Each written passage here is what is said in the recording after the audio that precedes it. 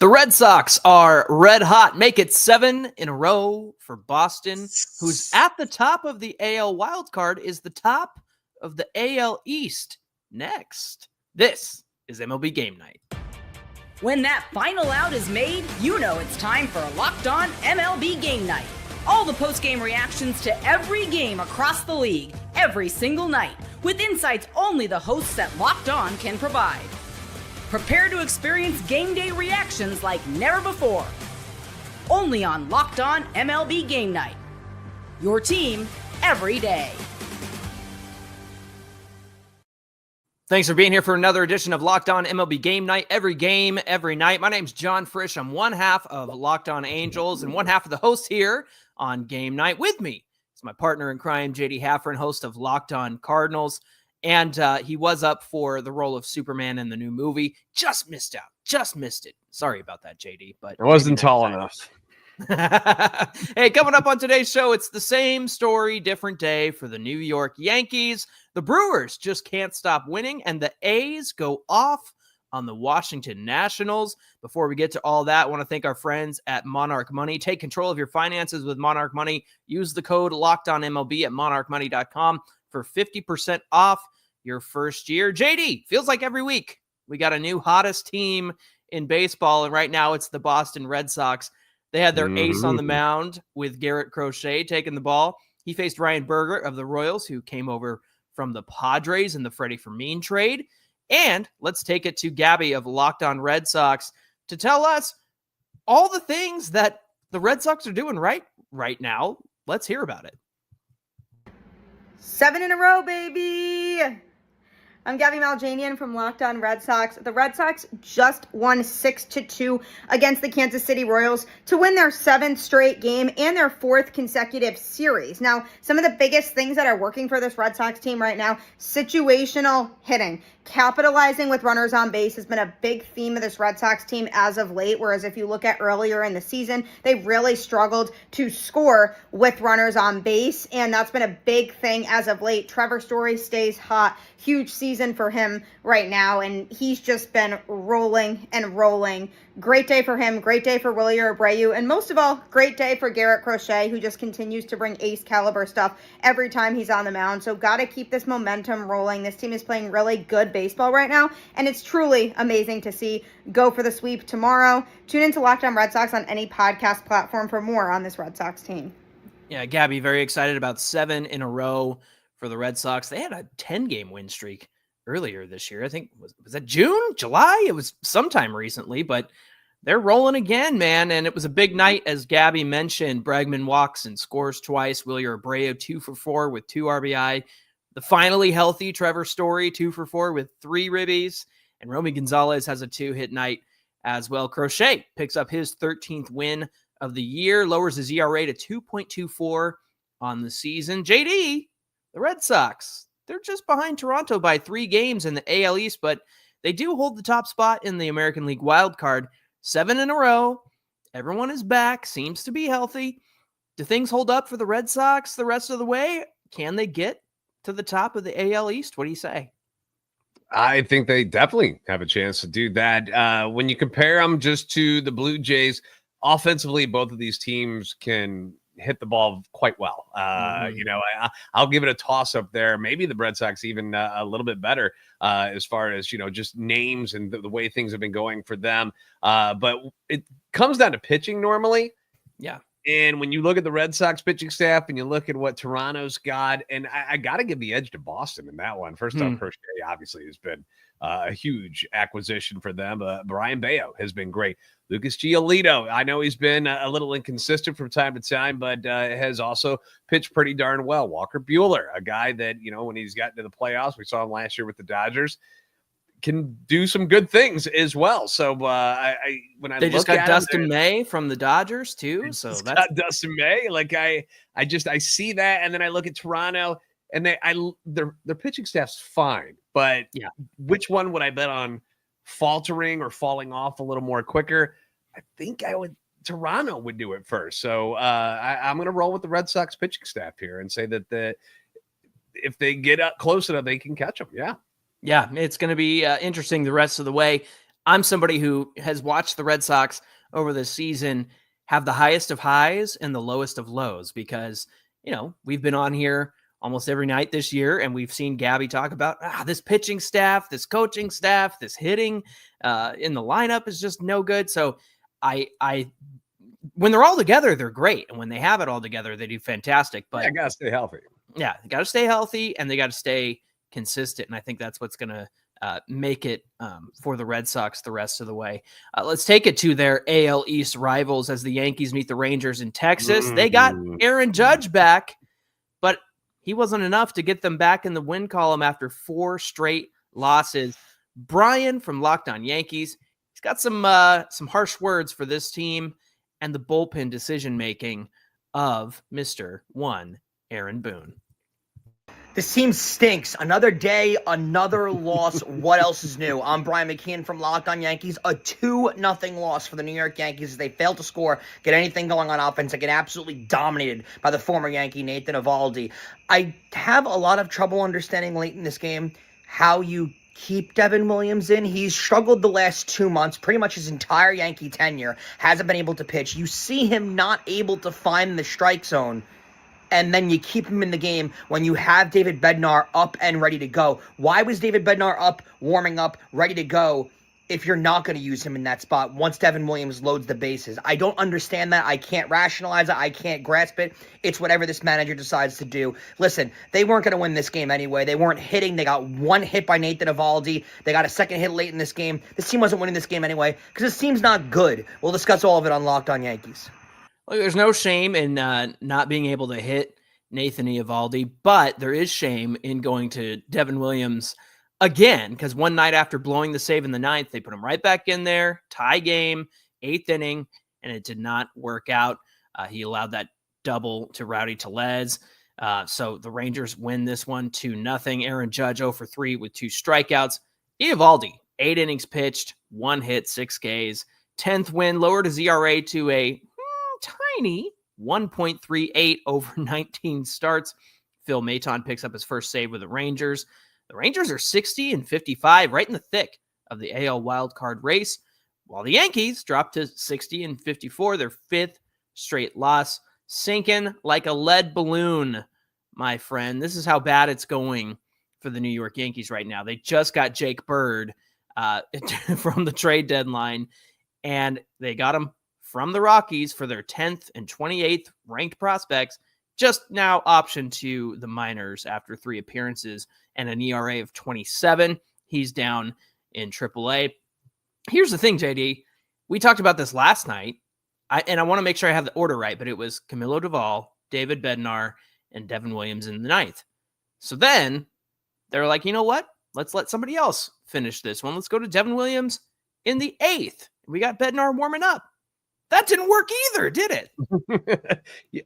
You would think by now you would learn your lesson that maybe Devin Williams, at least right now, is not going to get it done in a pressure situation. Maybe find a different inning where things aren't quite on the line and it's not as easy, or not as difficult, I should say, for him. And the thing is, the pitch too to Les, it wasn't even that bad of a pitch. Right. It was down out of the zone, and he just got a hit. And sometimes the batters win. And it made me kind of feel bad for him, because it's like, it's not like he's just throwing up, goose eggs up there, and or I should say, like volleyballs or whatever you want to call it, whatever's big, it's bigger than spicy a baseball. Meatballs. Yeah, like it's not like he's just putting it right in the middle. Like, the guys are just hitting everything, and he just can't seem to catch a break. But I found it shocking that they were like, you know what? Let's try it again. Let's see what he can do this time. And to lose again, that's on you, Aaron Boone. Yeah, it's right there. I want to do the slam. It's right in front of us. Like, that's been floating around lately on social media. So, that's how it's been going there in Yankee land. Hey, listen, the Brewers have a motto, and it's just win, baby. And we're going to get to that and so much more. This is MLB Game Night.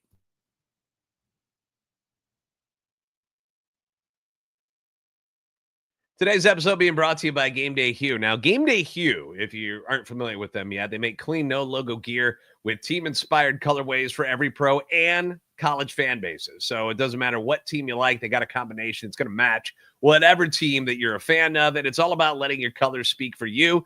No giant logos, just smart, versatile style that works on game day, on the golf course, which is where I like to wear mine, or anywhere in between. The hat pairs perfectly with what I would normally wear on the golf course. It's they're very, very nice. They're very light. They're very they've got the little holes in there. So on these hot summers that we have in the Midwest, you need some airflow going through there. So they're just perfect for me when I'm out on the golf course. You can also pair that with the glove that they have, the split shade gloves, which are right here. So I got the red and white that matches my St. Louis Cardinals colors in the bag that I own. Yes, that's right. I got a Cardinal bag. But Gameday Hue has got that as well, all made for the golf course, for the perfect gift for the fan who's got everything. And right now, you can get 15% off with the code MLB15 at GamedayHue.com. That's GamedayHue.com. The code even stacks on the bundle deal, so now's the time to load up. Let your colors talk, because colors speak louder than words. That's GamedayHue.com, code MLB15. Keeping it going on an MLB game night, every game, every night. Milwaukee, scorching hot, and the Braves are well below 500 at 47 and 64. Obviously, they dealt with injuries. Obviously, not a lot of things came together. We'll let Chuck from Locked On Brewers let you know how things went for his brew crew down in Atlanta. Let's hear from Chuck. What more can we say great about the Milwaukee Brewers? It's the same thing every night. Wash, rinse, and repeat. And the Brewers got that winning magic, man, that winning formula. 25 games over the 500 mark, man. Pinch me. Is this really happening? We're in uncharted waters, Brewers fans. Hey, everybody, Chuck Freeman, Instant Reaction, Locked On Brewers. Getting out to an early lead, stomping on these bad teams, 5-0 on this road trip. And it's the same guys. I mean, all these guys are contributing, but Isaac Collins, multiple RBIs, I feel, every night. Andrew Vaughn, multiple RBIs, I feel, every night. The Brewers are not only pulling away from the division, they're pulling away from the rest of baseball right now. I mean, this is just unbelievable. Like I said, uncharted waters. Enjoy this, Brewers fans. This has been long overdue. This type of baseball, long overdue. Just greatness. Man, this is how those Yankee teams used to be, right? The Dodger teams, this is what it was all about. Just dominating like this. These bad baseball teams don't stand a chance against them. Nobody stands a chance. We'll talk about all this later on tonight on the next edition of Locked On Brewers. Please subscribe. We got a fired up Chuck. I love that. He's so happy. And I'm going to take you a little peek behind the curtain real quick. Yeah.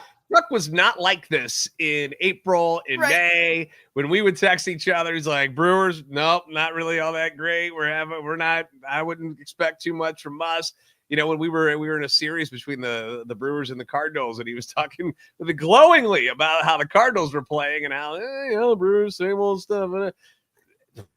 It's all out the window now, dude. Whatever chemistry they've created there, it's on another level right now. They're incredible. Yeah, and you really hope that continues into the playoffs, which they seem destined for. Yeah, that's the thing that they worry about there. They're like, we're used to winning in the regular season the last couple of years, but when it comes to the playoffs, are we going to be able to continue that, or are we going to get bounced quickly? That's their biggest fear. Yeah, long ago, JD, as an Angels fan, when the Angels were actually in the playoffs in 2014, they had the best record in baseball, so they were able, once they clinched, they were able to kind of, take a few weeks off and let things kind of sizzle a little bit, and then they got swept by the Royals in the first in the ALDS. So you really want to take that momentum with you into the season. So hopefully Milwaukee is able to do that. But it's true what Chuck said: wash, rinse, repeat. They, no home runs today, but they get 3 stolen bases. They'll beat you with speed if they can't hit the ball over the wall. And he mentioned Isaac Collins, 2 for 4 with 2 RBIs, hitting .368 in his last 15 games. Freddie Peralta, 5 innings pitched, just the 1 run, 4 hits, and 7 Ks. He also nabs his 13th win of the season, which leads the National League, and he's tied for the Major League lead with Boston's Garrett Crochet. So there you go. 13 wins for both those guys.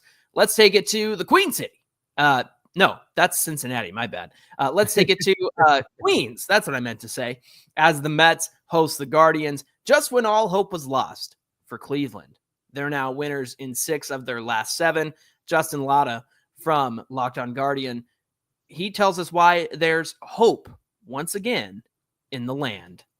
I have called this Cleveland Guardians team resilient more than a few times this season, even in spite of a 10-game losing streak. They have rebounded from that and are back to 3 games over 500 after a 3-2 win against the Mets, taking 2 of the first 3 in this series. What's up? It's Justin Latta from Locked On Guardians.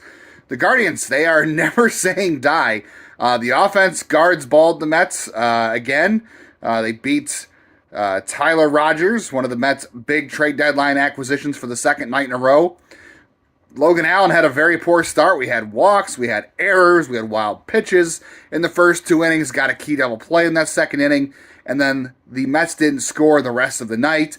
The bullpen with the B team, with Jake Junis and Matt Festa and Colby Allard, who got Juan Soto looking on a 90-mile-an-hour fastball, and then Cade Smith slammed the door in the 9th inning. The Guardians, they are not in control of their own fate. They need the Rangers and the Mariners in front of them to lose. They need the Tigers to lose. But right now, all the Guardians can do is just show up and try to win games, control what they can control. And if you'd have told me after that 10-game losing streak that they'd be playing meaningful baseball on August 5th, I don't know that I would have believed you. But here we are, and that's all that matters in this moment. They're getting it done. Stay tuned to Locked On Guardians for more. Yeah, they're going to be an interesting story the rest of the way, but all you can ask is to play meaningful baseball. They've certainly showed up, as Justin mentioned. On the other hand, JD, the Mets have dropped 7 of their last 8. Is this more the Guardians kind of putting it together after losing, Emmanuel Clase and trading some pieces away? Or is this the Mets falling apart? What do you think is more realistic here? I'm going to take the PC answer and say both, because it really is both, because Cleveland is playing better and when they should get credit for playing better baseball right now. But the Mets, with the talent that they have on their roster, the moves they made at the deadline, the guys they got back from injuries, and to fall apart like they are right now, I'm fully expecting them to bounce back and do much better and become a force when you get closer to playoff time and coming into September. This is one of I feel like there's just too much talent there. It can't just continue to go this way. The Yankees have been besieged by a lot of different injuries and people underperforming, where the Mets are just in a bad spot right now. A lot of these guys have had really good seasons so far, and I feel like they're going to bounce back. Cleveland, though, give them credit, man. They Justin said, there was a moment there where Justin's like, season is over. Yeah. Wrap it up, trade them all, get it done. And now he's kind of like, okay, never mind. I don't mean to do that. My bad. I was a little too fast, a little too quick on the draw there. But yeah, they're a game and a half back in the wild card right now. And with the Yankees falling apart, that's allowing these other teams to catch up a little bit in that wild card. So the Rangers are on fire. Guardians are playing well. They're still in the thick of this, which is, it is shocking. It is absolutely shocking, considering the moves that they made and the people they've gotten rid of over the last calendar year. And to still be in it, that's impressive. Yeah, resilient for sure. Hey, let's take it to Chicago, where the Reds and the Cubs met up for Game 2. The Reds took Game 1 of the series on Monday, 3-2. Cubs looking for a little revenge. They had Shota Imanaga on the hill. Cincinnati had Zach Littell, who was starting for them for the first time. And here's Sam Olber of Locked On Cubs, who is clearly not pleased with what he's seeing from the Chicago offense. Feels like September of 23, maybe better examples, May and June of 24. I'm Sam Olber from the Locked On Cubs podcast. Another dismal, lifeless, uninspiring effort from the Cubs, quote, vaunted offense. This is why you traded for Kyle Tucker, to avoid stretches like this. And Kyle Tucker's been the biggest culprit of this stretch. He has 1 home run since the calendar's turned to July. He was over 4 or 3 strikeouts tonight. Cubs mustered no hits, nothing, 1 solo homer for Matt Shaw. When I say no hits, I mean, not many hits. No threats. There was nothing. They had first and second, nobody out in the first inning, struck out 3 straight times. Imanaga pitched great. Andrew Kittredge didn't. But the story of this game, the story of this season right now is this Cubs offense is completely broken. Reds go for the sweep tomorrow with Andrew Abbott on the mound. If they get it, Cubs will just be 4.5 games up on a playoff spot. Oh, my. Oh, my, indeed. Zach Littell for the Reds, 7 innings pitched, 1 run, 3 hits, season high 8 Ks, his 9th win of the season, first for the Reds. And look, Imanaga, he didn't do too bad either. 6 1/3, 1 run, 3 hits, 7 Ks. But it was Andrew Kittredge, the new reliever they got from Baltimore, who got hit for 4 runs on 4 hits in just 1/3 of an inning. Is there a refund policy on some of these trade deadline moves? I think the Cubs would be asking for that. I was shocked the Cubs didn't do more at the deadline, Yeah. to be honest with you. And the moves they made, quite underwhelming. Andrew Kittredge, the Cardinals had him last year, and he was a fine piece to their bullpen last year. But he got hurt this year, didn't pitch all that great in Baltimore that I saw. And that's the move. That's the guy. Yeah. And clearly he's still a Cardinal at heart, as he ends up screwing things up for the Cubs in this one and making it worse. I'm kidding. Or am I? Agent Andrew Kittredge. Doing the work for the Cardinals. That's right. He's the mole in the Cubs system. Let's take you to Philadelphia. Both the Phillies and the Orioles are hitting home runs all over the place on Monday, but it was the Phillies and Kyle Schwarber who did all the damage. And then Tuesday night saw a shutout on behalf of the Phillies pitching staff. Let's hear from Mark of the Locked On Phillies postcast on who got it done for Philadelphia.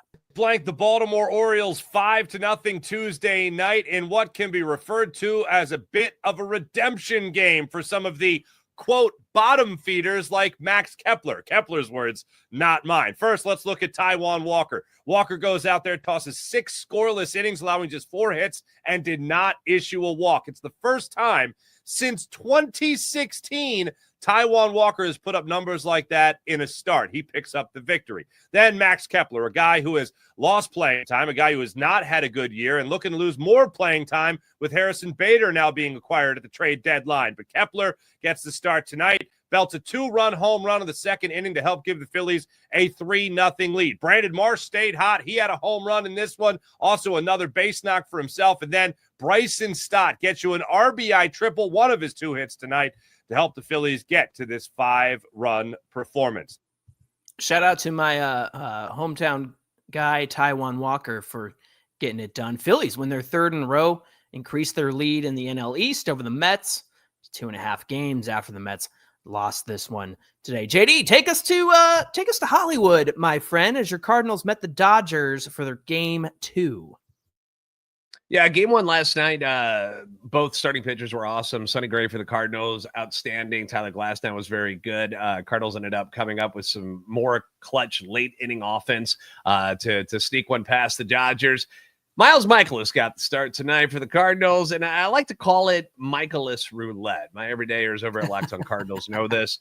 And I'm not talking about the fun gambling one. I'm talking about the Russian roulette, like with a pistol, right? Where there is a bullet in the chamber, and eventually that gun is going to go off. And tonight was the night it went off for Michaelis, who got ripped again for 3 home runs in 3 innings, 2 of them by Max Muncy and 1 by Teoscar Hernandez. They went back-to-back in the 3rd just for fun.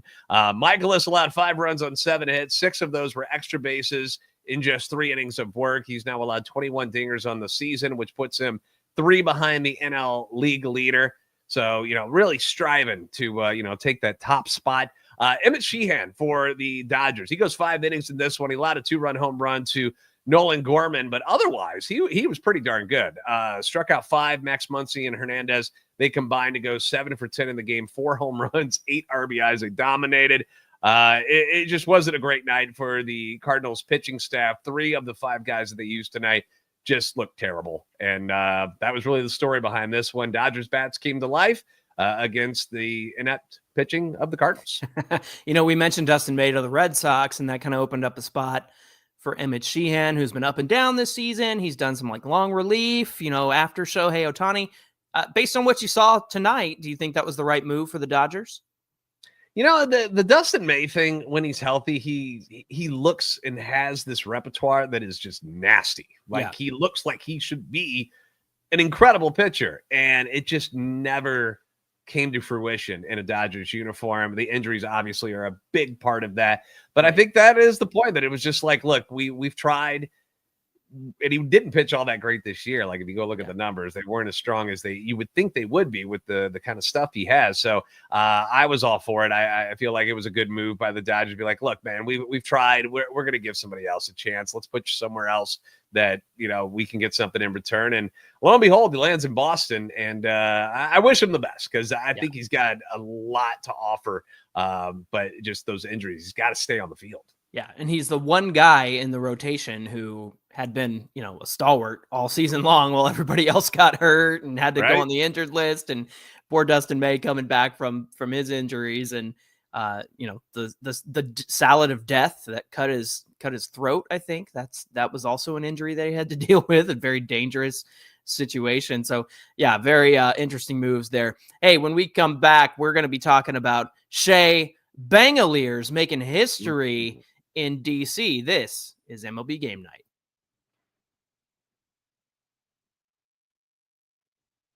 Today's show brought to you by Monarch Money. Have you ever wished that managing your money would just feel easier? Of course you have. With Monarch Money, that can be reality for you. Whether you're growing your savings or planning a big purchase, Monarch puts you in the driver's seat. It's like having your own personal CFO sitting right there for you, giving you full visibility and control over your finances. Now, Monarch Money, it's more than just a budgeting app. It's a complete financial command center. It's going to help you in a lot of different ways, track all your accounts, your investments, and your spending. And it's all in one spot. You don't have to go bouncing around to other places to figure it all out. Monarch Money has got you covered. So in addition to managing your money, you're able to start building wealth. So take control of your finances with Monarch Money. Use the code LOCKEDONMLB at monarchmoney.com for 50% off your first year. That's monarchmoney.com, code LOCKEDONMLB, LLCKEDONMLB for half off your first year.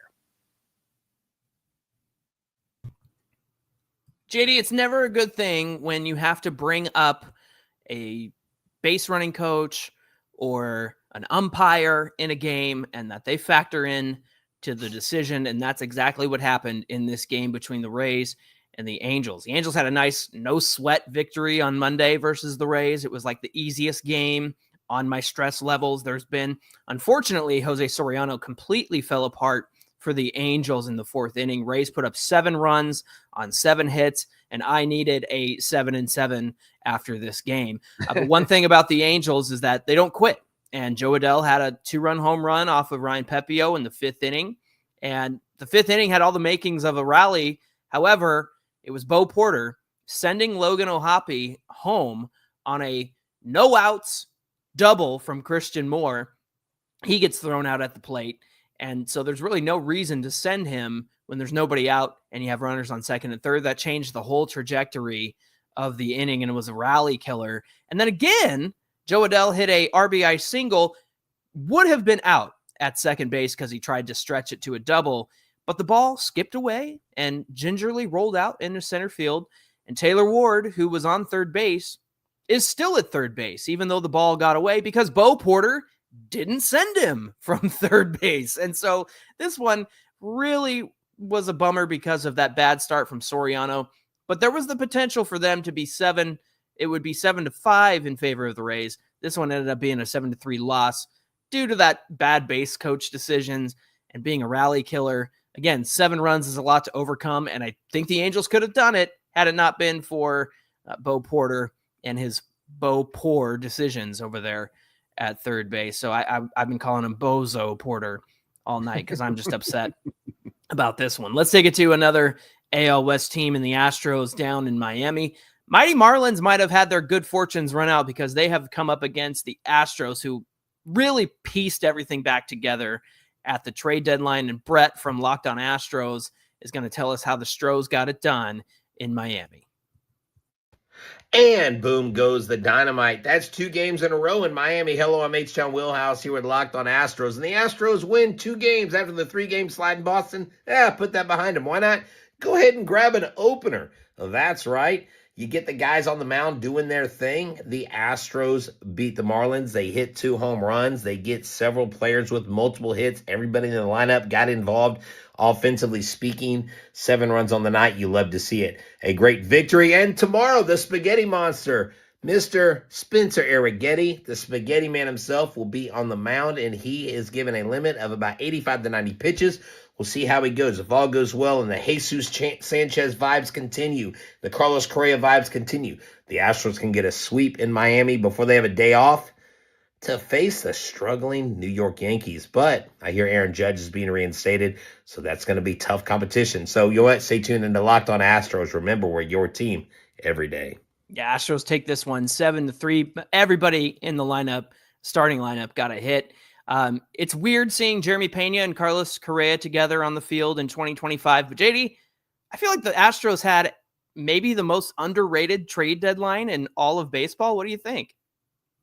I mean, it was pretty good. I've been impressed by the Astros being able to just figure out how to win games with a lot of their stars getting hurt. A lot of the pieces that they thought were going to lead them this year have not been there. Yordan Alvarez obviously being the biggest one. So whether you like the Astros or not for what happened in the past, that you got to be impressed with their ability to get through all of these injuries and still not only remain relevant in the game, but, you know, going for an AOS title this year. Right. Another one. Exactly. Altuve homered in the first, and now he's third all time in extra base hits for the Astros behind Craig Biggio and Jeff Bagwell. Just some, you know, minor Astros names in Astro history. There's Altuve right behind them. Let's do a little rapid fire. I'm going to take you to Arizona with the Padres and the Diamondbacks. Man, back and forth affair on Tuesday night. Arizona took the early lead in the first. Lourdes Gurriel Jr. with a 2-run home run. Padres tied it in the second. Zona takes it back in the fourth. Padres go up 3. The Diamondbacks get 2 in the 8th with another 2-run dinger from Gurriel. And this one was off a 104-mile-an-hour pitch from newly acquired reliever Mason Miller for the Padres. Listen to this. That's the fastest pitch ever homered off of since pitch tracking began in 2008. Padres did threaten in the 9th inning. Xander Bogaerts was on third with 2 outs. Jake Cronenworth lined out to end it. So then we go to extras because it's a West Coast team and we're waiting to start game night. And of course they have to go to extras, but the Padres put up a 5 spot on Jake Woodford, a Cardinals legend. Do I have that right? Jake Woodford? JD? Yes, legend is the correct phrase for that one too. So. He's more famous for getting flexed on by Nick Castellanos at home plate than anything he did as a pitcher. So a 10-5 victory for the Padres in 11 innings. JD, take us to Pittsburgh where the Giants met the Pirates. Yeah, it was all Giants in this one. 8-1 victory behind starter Logan Webb. Willie Adames has been on fire, had a monster July. He's just been incredible for them. Was part of it with his 18th home run of the season and the third of the day for San Francisco. Giants take this one 8-1. Yeah, Blue Jays and the Rockies meet once again. Monday night was just brutal for the Rockies. It was a 15-1 victory for the Blue Jays. They had 25 hits in that game. They feasted again, and they won this one 10-4. Dalton Varsho, 23 hits on the season. 11 of them have gone yard, my friend. Yeah, that's crazy stat. Twins and Tigers. The Twins end up taking this one by a score of 6-3. They had that rookie Luke Keeschel, I think is how he pronounces it. Hits the first home run in the majors, 2-run shot to make it 3-0 in the first inning. It was also his first at bat off the injured list. He had suffered a broken forearm early in the season, and it was nice to see that. Fantasy nerds might look him up during the last few weeks of the fantasy baseball season. Could be one of those sneaky ads. Yeah, I'm certainly going to add him when the clock strikes midnight here on the West Coast. A's and the Nationals. My father-in-law was in attendance for this one in D.C. The A's all over the Nationals. 16 runs on 24 hits, not 25 like the Blue Jays yesterday. And it was against Mackenzie Gore, who gave up 8 in three innings. Listen to this. Shea Langoliers batting leadoff for the first time, transformed into, as we like to call him, Bangaliers. 5 for 6, 3 home runs, 3 RBIs, 4 runs scored. He made history, becoming just the second catcher in Major League history to homer 3 times out of the leadoff spot, the first since Travis d'Arnaud back in July of 2019. Langoliers is the first player since at least 1900 to have 3 long balls in his first career game batting leadoff. JJ Bleday, mashing 4 for 6 with a home run, 6 RBIs. Brent Rooker, 4 for 6, 3 RBIs, 3 runs. Nick Kurtz, 3 for 4 with 4 runs. JD has all these guys on his fantasy team. So congratulations. Damn right to I you. did, and it was awesome. Finally, JD, take us to Seattle where the White Sox met the Mariners. Hey, our boy Brian, who's also on my fantasy team, John. 7 innings, 1 run, 2 hits, 9 Ks. Picks up his 9th win of the season. Both Eugenio Suarez and Josh Naylor hit home runs in this one. They were the big acquisitions for Seattle at the trade deadline. Cal Raleigh struggling a little bit, 0 for 5, 3 Ks. Slow start in August for the big dumper, now 1 for 16 with 12 Ks. But the Mariners win it 8-3. 8-3, yeah. Diamondbacks giving the Seattle Mariners all their best players. Thanks a lot, Diamondbacks. Thanks for joining us for this edition of Locked On MLB Game Night. Don't forget to like, share, and subscribe wherever you listen or watch Game Night. We hope you'll come back and join us tomorrow night for the next edition of MLB Game Night. Every game, every night.